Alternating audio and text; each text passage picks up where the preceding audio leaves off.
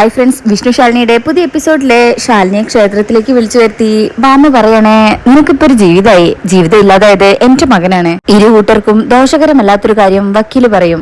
അത് അംഗീകരിക്കാൻ പറ്റുന്നതാണെങ്കിൽ അംഗീകരിച്ച് വർഷങ്ങളായി എവിടെയും എത്താതെ നിൽക്കുന്ന നിങ്ങളുടെ ഈ ജീവിതത്തിന് ഒരു അവസാനം ഉണ്ടാവണല്ലോ. ശാലിനി, ഇത് ഇന്നത്തോടെ അവസാനിപ്പിക്കണം. ഇനിയൊരു ചർച്ച ഇവിടെ ഉണ്ടാകാത്ത രീതിയില് ഇതിവിടെ പറഞ്ഞു തീർക്കണം. ശാലിനി വിഷ്ണുവിനെ നോക്കുന്നുണ്ടെങ്കിലും വിഷ്ണു മൈൻഡ് ചെയ്യാണ്ട് നിൽക്കണേ. അങ്ങനെ ബാമ പറയും, വക്കീലെ കാര്യങ്ങൾ പറ. വക്കീല് പറയും, മാഡം ഇവര് പറയുന്നത് മാഡത്തിനൊരു ജീവിതമായി, അതുപോലെ വിഷ്ണുവിനും ഒരു ജീവിതമാവണം. രണ്ടുപേർക്കും സമ്മതാണെന്ന നിലയിലെ ഒരു മ്യൂച്വൽ ഡിവോഴ്സിന് നമുക്ക് ശ്രമിക്കാം. ശാലിനിയുടെ ഉള്ളു വല്ലാതെ വേദനിക്കുന്നുണ്ട്. വിഷ്ണുവിന് ഇങ്ങനെ സമ്മതം മൂളി നിൽക്കുന്നുണ്ടെങ്കിലും ഇത് കേൾക്കുമ്പോൾ വിഷ്ണുവിനും വല്ലാത്തൊരു അസ്വസ്ഥതയാ. രണ്ടുപേരും ഒപ്പിട്ടാൽ ഒരൊറ്റ മാസം കൊണ്ട് ഡിവോഴ്സ് കിട്ടും. സമ്മതാണെങ്കിൽ ഈ പേപ്പറിലൊന്നും ഒപ്പിടണം. വിഷ്ണുവിനെയാണ് ശാലിനി എപ്പോഴും നോക്കുന്നത്. വിഷ്ണു തിരിഞ്ഞു നോക്കുന്നില്ല. അപ്പോഴേക്കും വക്കീലെ പേപ്പേഴ്സ് ഒക്കെ എടുത്ത് ശാലിനിക്ക് കൊടുക്കുക. സുസ്മിത ആണെങ്കിൽ ഇതെല്ലാം കണ്ടുകൊണ്ട് അവിടെ ഇങ്ങനെ നിൽക്കുന്നുണ്ട്. എന്നാ ശാലിനി അത് വാങ്ങിക്കുന്നില്ല. ബാമ അറിയും, ശാലിനി വാങ്ങിച്ചൊപ്പിട് പ്ലീസ് മാഡം. അപ്പോഴും ശാലിനി വിഷ്ണുവിനെ നോക്കുമ്പോ വിഷ്ണു നോക്കുന്നില്ല. അങ്ങനെ ശാലിനി ആ പേപ്പേഴ്സ് വാങ്ങിക്കുക. ഇത് കാണുമ്പോ വിഷ്ണു അങ്ങ് ഞെട്ടിപ്പോവും. എന്നാ ശാലിനിക്കും വിഷ്ണുവേട്ടന്റെ ഒപ്പ്. ബാമ അറിയും, അവൻ ഒപ്പിട്ടോളും, നീ ഒപ്പിട്.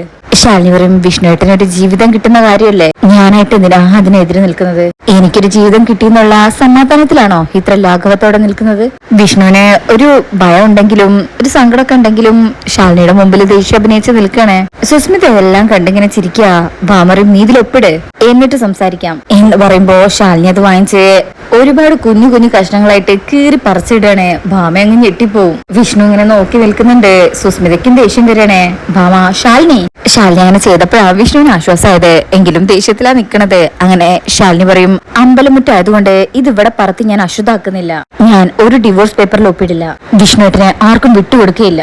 പിന്നെ സത്യയുടെ അച്ഛനായിട്ട് ഒരാൾ സ്കൂളിൽ വന്നത് കണ്ടിട്ടാണ് ഇങ്ങനെ ഇപ്പോ ഇവിടെ ഒരു നാടകം നടത്തുന്നതെങ്കിൽ അതാരാണെന്ന് ഞാൻ ഇപ്പൊ വെളിപ്പെടുത്താം. അപ്പോഴേക്കും സുസ്മിത അവിടുന്ന് പോകും. വിഷ്ണു അതാരാണെന്ന് കേൾക്കാൻ നിൽക്കണേ. ഭാമയും ശാലിനി പറയും, അത് ഞാൻ തന്നെയാ. വിഷ്ണു ഞെട്ടും. ഭാമയ്ക്കും നീയോ? ശാലിനി പറയും, അതെ ഞാൻ തന്നെ എന്ന് പറഞ്ഞേ വേഷം മാറി സ്കൂളിലേക്ക് വന്ന കഥ പറയണേ. അത് കേൾക്കുമ്പോ വിഷ്ണുവിനെ വിശ്വാസമാവുന്ന രീതിയിലാണ് നിൽക്കുന്നത്. ഭാമ പറയും, ഇത് ഞാൻ വിശ്വസിക്കില്ല, ഇവള് പറയുന്നത് മൊത്തം പച്ച കള്ളമാണ്. ശാലിനി പറയും, വിശ്വസിച്ചാലും വിശ്വസിച്ചിട്ടില്ലെങ്കിലും സത്യം അതാണ്. സത്യക്ക് അച്ഛനെ കാണണമെന്നുള്ള ആഗ്രഹം കൂടിയപ്പോ സത്യയുടെ അച്ഛനായിട്ട് ഞാൻ വേഷം മാറി. റെസ്റ്റോറന്റിലേക്ക് നിങ്ങൾ വരുന്നുണ്ടെന്ന് ഞാൻ അറിഞ്ഞതുകൊണ്ടാ നിങ്ങളുടെ മുന്നിലേക്ക് ആ വേഷം മാറ്റി സാരി എടുത്ത് ഞാൻ വന്നത്. വിഷ്ണുക്കും ഇതൊക്കെ എന്തിനാ, ആരെ കോമാളിയാക്കാനാ? ഈ പറയുന്നതൊക്കെ വിശ്വസിക്കാൻ മാത്രം ബുദ്ധിയില്ലാത്തവരല്ല ഞങ്ങള്, മനസ്സിലായോ? ഞങ്ങളും ചോറ് തന്നെയാ തിന്നുന്നത്. കുറെ കഥയും കൊണ്ടുവരും. ശാലിനി പറയും, വിഷ്ണുവേട്ടൻ ഞാൻ പറയുന്നത് വിഷ്ണുവേട്ടൻ. അപ്പോഴേക്കും ശാലിനി എന്ന് വിളിച്ചുകൊണ്ട് ഭാമ കൈ പിടിച്ചു വെക്ക. അതെ, നീ ഇത് വല്ല സിനിമാക്കാരുടെ അടുത്തും പോയി പറ, അവരിത് വലിയൊരു സിനിമയാക്കും കേട്ടോടി. അല്ലാതെ ഞങ്ങൾ ഇതൊക്കെ പറഞ്ഞ് വിശ്വസിപ്പിക്കാൻ നോക്കണ്ട. സുസ്മിത ഇതെല്ലാം മറ്റൊരു ഭാഗത്തു നിന്ന് ഇങ്ങനെ കേൾക്കുന്നുണ്ട്. ശാലിനിക്കും തെളിവുകൾ കാണിച്ചാലോ? അതിൽ വിഷ്ണു ശാലിനിയെ പിടിച്ചിട്ട് പറയും, ശരി തെളിവ് കാണിക്കേ. സത്യയുടെ അച്ഛനായിട്ട് ആൺവേഷം കെട്ടി വന്നത് നീയാണെന്ന് തെളിയിക്കേ. തെളിവ് കൊണ്ടുവാ, എന്നിട്ട് നീ സംസാരിച്ചാ മതി. കൊണ്ടുവാ. ശാലിനി പറയും, തെളിവുണ്ട് എന്നിങ്ങനെ പറയുന്ന സമയത്ത് സുസ്മിത മനസ്സിൽ വിചാരിക്കും, തെളിവ് കൊണ്ടുവന്ന് കാണിച്ചു കൊടുക്ക് ശാലിനി, കണ്ട് നിർവൃതി അടങ്ങട്ടെ അമ്മയും മോനും. ഇതേ സമയം ശാലിനി അവിടുന്ന് പോവാണ്. എന്നിട്ട് മനസ്സിൽ വിചാരിക്കും, എന്ത് പറഞ്ഞാലും വിശ്വസിക്കില്ലെന്നുള്ള തീരുമാനത്തിൽ ഉറച്ചു നിൽക്കണേ സത്യമയും വിഷ്ണുവേട്ടനും. ഇനി ആകെ ആ തെളിവുകൾ മാത്ര ഒരു പിടിവള്ളി എന്നിങ്ങനെ മനസ്സിൽ വിചാരിച്ചുകൊണ്ട് ആ ഡിവോഴ്സ് പേപ്പർ എല്ലാം ചുരുട്ടിപ്പിടിച്ച് അവിടെ എറിഞ്ഞ് ശാലിനി അവിടുന്ന് പോകും. ഭാമയും വിഷ്ണു ഒക്കെ ഇങ്ങനെ കാത്തിരിക്കണേ. പോയിട്ടും ശാലിനിയെ കാണുന്നില്ല. ഒരുപാട് സമയമായി. വിഷ്ണു വിചാരിക്കും, ശാലിനി പറയുന്നതിലൊക്കെ വല്ല സത്യം ഉണ്ടാവോ? തെളിവ് കാണിക്കാന്നല്ലേ പറഞ്ഞത്? ഈ പറയുന്നതെല്ലാം സത്യമാവണേ ദൈവമേ. ഇതേസമയം ശാലിനി ഇങ്ങനെ കാറിന്റെ അടുത്തേക്ക് പോവാണേ. രാമേട്ടനാണെങ്കിൽ ഫോണിൽ കളിച്ച് കാറിന്റെ സൈഡിലാണ് നിൽക്കുന്നത്. അങ്ങനെ ശാലിനി വന്ന് കാറ് തുറന്നു നോക്കുമ്പോ അതിന്റെ അകത്ത് ശാലിനി വെച്ച തെളിവുകൾ കാണുന്നില്ല. ശാലിനി പേടിച്ചോണ്ട് മുന്നിലും ഡിക്കിയിലൊക്കെ നോക്കുന്നുണ്ടെങ്കിലും അത് കിട്ടുന്നില്ല. ഇതേസമയം ശാലിനിയെ വെയിറ്റ് ചെയ്യാണല്ലോ ഇവരിവിടെ. ഭാമ പറയും, ഇനിയും ശാലിനിയെ കാണുന്നില്ലല്ലോടാ, വാ നമുക്ക് പോയി നോക്കാം. വിഷ്ണു ആണെങ്കിൽ ഷോക്കായി നിൽക്കാണല്ലോ. ഭാമ വാ വക്കീലെന്ന് പറഞ്ഞ് വക്കീലിനെ കൂട്ടി ശാലിനിയുടെ അടുത്തേക്ക് പോവാ. കൂടെ വിഷ്ണു. ശാലിനി വിചാരിക്കും, ഇതിനകത്ത് ഉണ്ടായതായിരുന്നല്ലോ, ഞാൻ ബാഗിലാക്കി വെച്ചതുമാണ്, പിന്നെ ഇത് എവിടെ പോയി? രാമേട്ടാ എന്ന് വിളിക്കുമ്പോഴായിരിക്കും രാമേട്ടൻ അപ്പുറത്തെ വണ്ടിയുടെ അടുത്തുനിന്ന് വരുന്നത്. എന്താ മോളെ? ശാലിനി പറയും, ഇതിനകത്തൊരു ബാഗ് ഉണ്ടായിരുന്നു, അതെവിടെ രാമേട്ടാ? അയ്യോ മോളെ, ഞാൻ കണ്ടില്ല. ശ്രദ്ധിക്കേണ്ട രാമേട്ടാ. ഈശ്വര, അതാരോ എടുത്തോണ്ട് പോയി. ഈശ്വര, ഞാനിനി അവരോട് എന്താ പറയാ? അങ്ങനെ ശാലിനി ഇപ്പോ നന്നായിട്ട് പേടിച്ചിട്ടുണ്ട്. ടെൻഷനോട് കൂടി നിൽക്കാ. രാമേട്ടൻ പറയും, ഇതിനകത്ത് ബാഗൊന്നും ഇല്ലല്ലോ മോളെ. ശാലിനി ഇങ്ങനെ ആകെ വിഷമിച്ച് നിക്കണേ. ഇതെല്ലാം സുസ്മിത കണ്ടിട്ട് ചിരിച്ചോണ്ട് നിക്കണേ. ഇപ്പൊ പടവെട്ടെന്ന് പറഞ്ഞു പോയ ആളാണല്ലോ. ഇതിപ്പോ ഇഞ്ചി തിന്ന കൊരങ്ങനെ പോലെയാണല്ലോ നിൽപ്പ്. കഷ്ടം തന്നെ. എന്തൊക്കെ പുകിലായിരുന്നു. ആത്മവിശ്വാസത്തിന്റെ വല്ലാത്തൊരു ഭാവമായിരുന്നു അല്പം മുമ്പ് വരാ മുഖത്ത്. ഇതിപ്പോ ഇനി ഇവരൊന്ന് വിശ്വസിപ്പിക്കാൻ പെടാപ്പാട് പെടണം ഇവൾക്ക്. അല്ലെങ്കിൽ ഇവൾക്ക് ഇപ്പൊ കഷ്ടകാല. ഇതേ സമയം വിഷ്ണു വന്നിട്ടേക്കും എവിടെ തെളിവ്? തെളിവ് എവിടെയെന്നേ? ഭാമയും ഉണ്ട്. ശാലിനി പറയും അത് വിഷ്ണുട്ടാ കാറിൽ വെച്ചിരിക്കുന്ന ബാഗിലായിരുന്നു വിഗും ഡ്രസ്സും ഒക്കെ. അതൊന്നും ഇപ്പൊ കാണുന്നില്ല. വിഷ്ണു ഇങ്ങനെ തിരിഞ്ഞു നിൽക്കും. ഭാമ പറയും വിഷ്ണു ഇവള് പഠിച്ച കളിയാ. ഡിവോഴ്സ് പേപ്പറിൽ ഒപ്പിടാതിരിക്കാന് ഇവൾ ഉണ്ടാക്കിയെടുക്കുന്ന കളവുകളാണ് ഇതൊക്കെ. ഇല്ലെങ്കിൽ പിന്നെ തെളിവ് കൊണ്ടുവരാന്ന് പറഞ്ഞു പോയ ഇവളെ കയ്യും കെട്ടി വന്ന് നിൽക്കുവോ? വിഷ്ണുക്കും വീണ്ടും വീണ്ടും കള്ളങ്ങൾ പറഞ്ഞ് ഞങ്ങൾ എന്തിനാ ശാലിനി ഇങ്ങനെ വഞ്ചിക്കുന്നത്? നിന്നോട് എന്ത് തെറ്റാ ഞാൻ ചെയ്തത്? പറ. സത്യയുടെ അച്ഛൻ ആരാണെന്നുള്ള ചോദ്യത്തിന് വ്യക്തമായൊരു മറുപടി തരാതെ ഒരാളും വിശ്വസിക്കാൻ പറ്റാത്ത ചില കള്ളങ്ങൾ പറയുന്നു. എന്നിട്ട് വിശ്വസിപ്പിക്കാനായിട്ട് തെളിവ് തരാന്ന് പറയുന്നു. ശാലിനി ഇങ്ങനെ കരഞ്ഞുകൊണ്ടാ നിൽക്കുന്നത്. വിഷ്ണു ദേഷ്യത്തിലാണ്. എന്നിട്ട് ഇപ്പൊ പറയുന്നു അത് കാണാനില്ലെന്ന്. ശാലിനി വിഷ്ണുട്ടാ ഞാൻ പറയുന്നത് സത്യമാ, എന്നെ ഒന്ന് വിശ്വസിക്കേ. ഞാൻ തന്നെയാ ആൺവേഷത്തില് സത്യയുടെ അച്ഛനായിട്ട് വന്നത്. ഭാമ വീണ്ടും ചോദിക്കും ആൺവേഷത്തില് നീയോ? കൊള്ളാം, നല്ല കഥ. ദേ കേട്ടില്ലേടാ പുതിയ കഥ. വിഷ്ണുവിന് അങ്ങ് ദേഷ്യം വരുന്നുണ്ട്. ഭാമയ്ക്കും ഡി നീ ഇതാരോടായി പറയുന്നത്? എട്ടും പൊട്ടും തിരിയാത്ത കുട്ടികൾ പോലും വിശ്വസിക്കില്ലല്ലോ. വക്കീല് പറയും ശാലിനി മാഡം ഈ ചെയ്യുന്നതൊന്നും ഒരു കളക്ടർക്ക് ചേർന്ന പ്രവൃത്തിയല്ല. നമ്മൾ കള്ളമാണ് പറയുന്നതെങ്കിലും അതിലൊരു നെറി ഉണ്ടാവണം. അത് സത്യമാണെന്ന് തോന്നിപ്പിക്കുന്ന രീതിയിൽ ഒരു നേര്. ആ നേര് സത്യമില്ലെങ്കിലും കോടതിയിൽ ഒരു വിലയുണ്ടാവണം. പക്ഷെ അത് പറഞ്ഞു ഫലിപ്പിക്കുന്നതിലാ വിജയം. ഇതില് മാഡം പരാജയപ്പെട്ടു. സുസ്മിത ഇതെല്ലാം കണ്ട് രസിക്കാണ്. അങ്ങനെ ശാലിനിക്ക് ദേഷ്യം വരുന്നുണ്ട്. വക്കീല് പറയുന്നത് കേട്ടിട്ട് ഭാമറിയും അതെ ശാലിനി എന്റെ മകന് ഇനി നിന്നെ വേണ്ട. അവന്റെ മനസ്സെനിക്ക് കാണാം. അതുകൊണ്ട് ദയവ് ചെയ്ത് ഇനി വക്കീല് തരുന്ന പേപ്പറിൽ ഒപ്പിട്ട് തരണം. വിഷ്ണുവിനെ ഇങ്ങനെ ശാലിനി നോക്കുന്നുണ്ടെങ്കിലും വിഷ്ണു മുഖത്തേക്ക് നോക്കാതെ തിരിഞ്ഞു നിൽക്കുക. ഭാമറിയും ശിവദാസെ വേറെ പേപ്പേഴ്സ് കൊണ്ടുവരാൻ അറേഞ്ച് ചെയ്യോ, ഇവിടെ വെച്ച് തന്നെ ഇവൾ ഒപ്പിട്ട് തരും. ശാലിനി വീണ്ടും പറയും ഇല്ല വിഷ്ണുവേട്ടനെ ഞാൻ ചതിച്ചിട്ടില്ല മനസ്സുകൊണ്ട് പോലും. മരണം വരെ ഞാൻ വിഷ്ണുവേട്ടന്റെ ഭാര്യയായിരിക്കും. എന്റെ ഭർത്താവിനെ ഉപേക്ഷിക്കാൻ എനിക്ക് സാധിക്കില്ല. വിഷ്ണുവിനെ കേൾക്കാൻ ആഗ്രഹമുണ്ടെങ്കിലും ശാലിനി കള്ളം പറയണമെന്നാണ് വിശ്വസിച്ചിരിക്കുന്നത്. ഭാമറിയും എടി ആ ഭർത്താവിന് നിന്നെ വേണ്ടെന്ന്. വിഷ്ണു മിണ്ടാതെ നിൽക്കണേ. ശാലിനി എടുത്ത് നിന്നിട്ട് പറയും വിഷ്ണുവേട്ടാ ദയവ് ചെയ്ത് എന്നെ അവിശ്വസിക്കരുത്. സത്യമോൾക്ക് വേണ്ടിയാ ഞാൻ. വക്കീൽ പറയും മാഡം വീണ്ടും വീണ്ടും ആവർത്തിച്ചതുകൊണ്ട് ഇത് എവിടെ എത്തില്ല. മാഡത്തിന് വേറെ ജീവിതമുണ്ട്. ഇവർക്ക് ഈ ബന്ധം തുടരാൻ താല്പര്യമില്ല.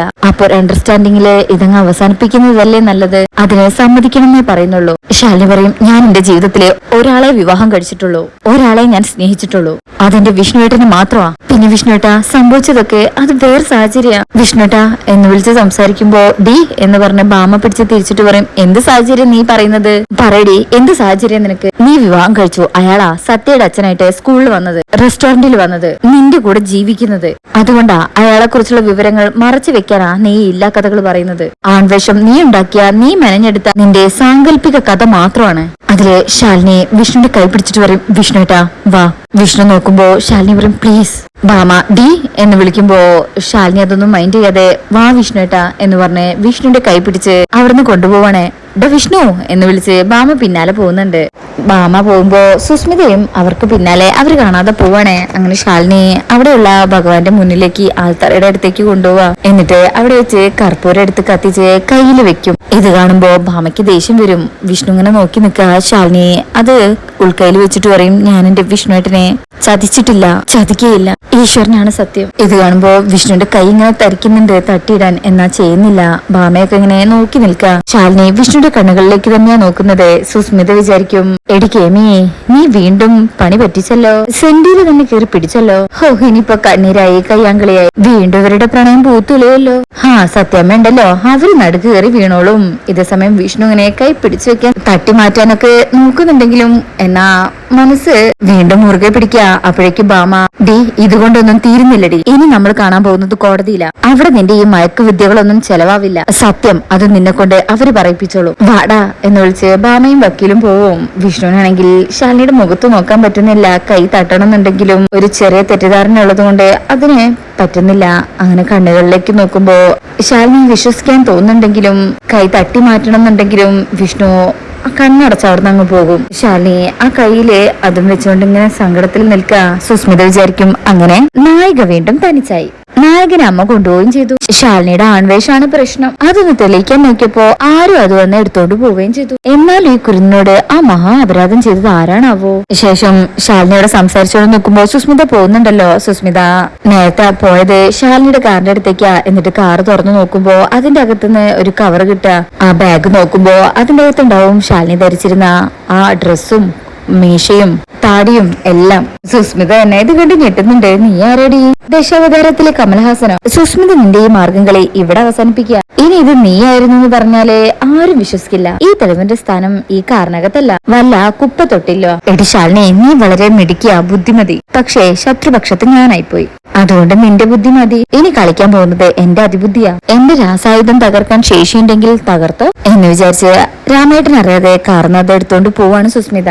ശേഷം ശാലിനി ഇപ്പൊ ഇങ്ങനെ കയ്യിലെ കർപ്പൂരവും കത്തിച്ചു നിൽക്കുന്നത് നോക്കി നിന്നിട്ട് സുസ്മിത അവിടുന്ന് പോവാണേ. ശാലിനി ഇപ്പോഴും സങ്കടത്തോടു കൂടെ കർപ്പൂരം കയ്യിൽ വെച്ചുകൊണ്ട് നിൽക്കുന്നത് കാണിച്ചിട്ടാ ഈ ഭാഗം കഴിയുന്നത്. അതിനുശേഷം നെക്സ്റ്റ് പ്രൊമോല് കാണിക്കുന്നത് സത്യ ശാരദാമ്മയോട് പറയും, എനിക്ക് ചോറൊന്നും വേണ്ട, ഞാനിവിടെ പട്ടിണി കിടന്നാൽ ആർക്കും കുഴപ്പമൊന്നുമില്ലല്ലോ. ഇനി ഞാൻ എന്റെ അച്ഛൻ വന്നിട്ട് ഇവിടുന്ന് ഭക്ഷണം കഴിക്കൂ. ഇതില് ശാലിനിക്കൊന്നും പറയാൻ പറ്റുന്നില്ല. ശേഷം ഭാമയുടെ വീട്ടില് വിഷ്ണു കുടിച്ചു വന്നിരിക്കുകയാണെന്ന് തോന്നുന്നു. ശ്യാമയോട് ഇങ്ങനെ കരഞ്ഞുകൊണ്ട് ദേഷ്യത്തില് പറയണേ. ശ്യാമയും നല്ല സങ്കടത്തിൽ കരഞ്ഞു തളർന്ന നിൽക്കുന്നത്. അങ്ങനെ വിഷ്ണു പറയണേ, നീയൊക്കെ എന്ന് എന്റെ കുടുംബത്തിൽ വന്ന് കയറിയോ അപ്പൊ തുടങ്ങി എന്റെ കഷ്ടകാലം. ശ്യാമയ്ക്കാണെങ്കിൽ ഇത് കേട്ടിട്ട് സങ്കടമാവുന്നുണ്ട്. ഇതേ സമയം സത്യ അച്ഛനെ കാണാതെ അവിടെയുള്ള സാധനങ്ങളൊക്കെ വലിച്ചെറിയാണ്. ഇതുകൊണ്ട് ശാരദാമ്മയും ശാലിനിയും ഞെട്ടലിൽ നിൽക്കുന്നതൊക്കെ കാണിച്ചിട്ടാണ് ഈ ഭാഗം കഴിയുന്നത്. അപ്പോ ഈ പ്രൊമോ ഇഷ്ടപ്പെട്ടിട്ടുണ്ടെങ്കിൽ ചാനൽ എല്ലാവരും ഒന്ന് ലൈക്ക് ചെയ്ത് സബ്സ്ക്രൈബ് ചെയ്ത് സപ്പോർട്ട് ചെയ്തേക്കണേ. താങ്ക്